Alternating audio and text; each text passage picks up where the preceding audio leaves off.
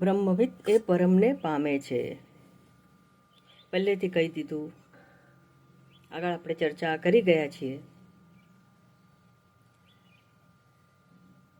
સાકર ખાઈએ તો તમે કોઈને બી કહી શકો કે આમાં હું તને આ સાકરનો ટુકડો આપું છું, આ મીઠી જ છે, તમને ગળપણનો જ અનુભવ થવાનો છે. તમે શ્યોરલી કહી શકો છો કે નહીં? 100% કહી શકો છો, કોન્ફિડન્સથી કહી શકો છો.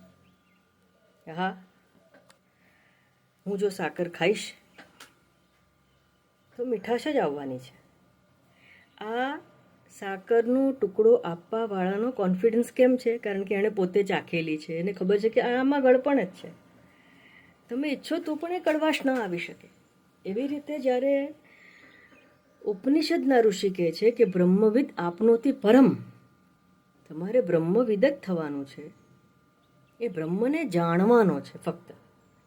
ભાઈ કેવી રીતે જાણવાનો છે? જાણવા માટે અમે હવે તૈયાર છીએ. જેવી રીતે સાકર છે, એને જાણવી હોય તો શું કરવું પડે?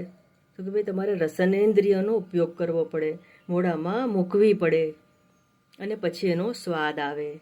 એક સિસ્ટમ છે, એક રીત છે, એક વિધિ છે.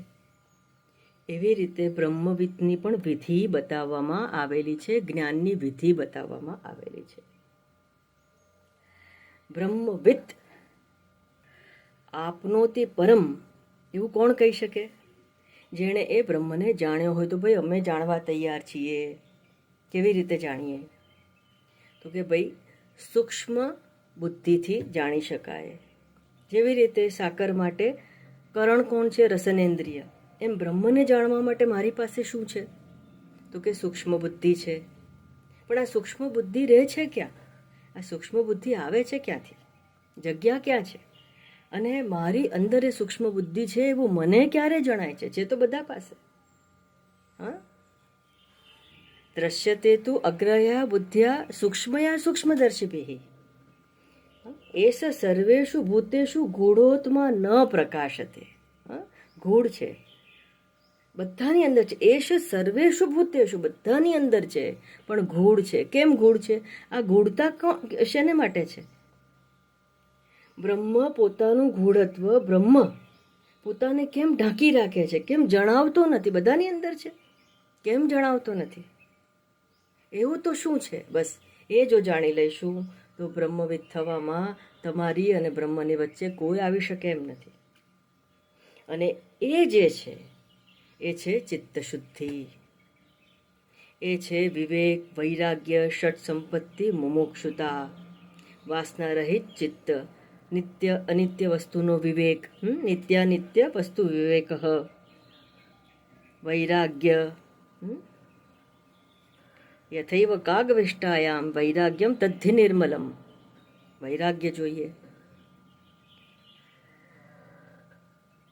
ષટ સંપત્તિ, શમ, દમ, તિતિક્ષા, ઉપરતિ, શ્રદ્ધા, સમાધાન. શમ આંતર ઇન્દ્રિય નિગ્રહ, દમ બાહ્ય ઇન્દ્રિય નિગ્રહ, તિતિક્ષા સહન કરો, સમાધાન એક સમાધાન મેળવી લો.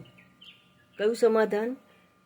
તો કે ભાઈ બાહ્ય જગતમાં ભોગ કરીને શાશ્વત શાંતિ કે આનંદ મળતો નથી. ટેમ્પરરી જે સુખ મળે છે એના પણ જતા રહેવાનું દુઃખ થાય છે. એટલે કે નિત્ય આનંદ, મને જે આનંદ જોઈએ છે, દરેકને એક જ વસ્તુની અભિલાષા થાય. શું થાય? એવરીવન, એને જ્ઞાન હોય કે ન હોય, બ્રહ્મ જ્ઞાન લેવું હોય કે ન હોય, મુમુક્ષુ હોય કે ન હોય, એક જનરલ ઈચ્છા શું હોય છે બધાની, આપણા બધાની, કે ભાઈ મારે સદા હંમેશા ખુશ અને આનંદમાં રહેવું છે.